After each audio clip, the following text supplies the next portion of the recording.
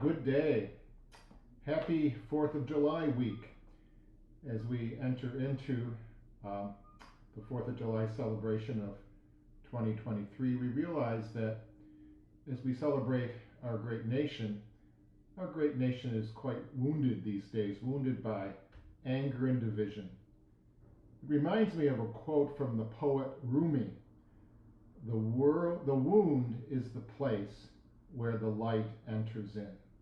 The wound is the place where the light enters in. I believe this is our challenge for the celebration of the 4th of July, to let the light of God shine into the wounds of our nation. We need to acknowledge those wounds, and it begins with the woundedness of each one of us, and make a commitment to do our part to heal the anger and division in our world and in our own personal lives.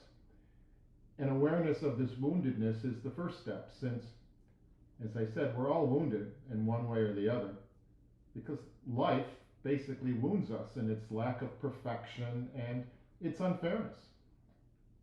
And whatever the wounds are that we have, the wounds of loss, the wounds of sickness, the wounds of abuse, the wounds of betrayal, the wounds of divorce, the wounds of prejudice, the wounds of intolerance, and there are so many other wounds not mentioned.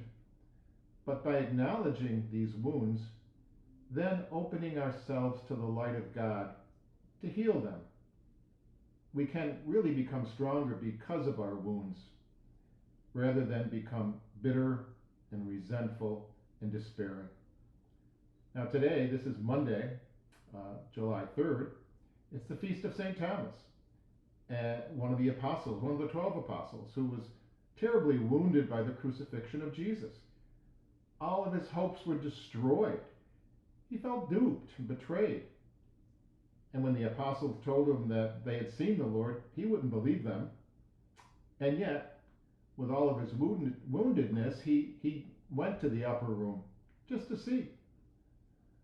And the first thing Jesus says to him is, "Peace be with you." He didn't scold him, didn't yell at him. He said, "Peace be with you." And Thomas melted and believed. He let go of his anger, his resentment, his bitterness, his despair. So let us also return to that upper room with all of our woundedness and hear the Lord say to each one of us, "Peace be with you."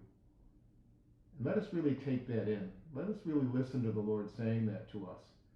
And then let the light of God permeate our lives in order to heal us. And perhaps this will be the beginning of healing our nation of all of its anger and division. Happy 4th of July. Enjoy the week, everyone.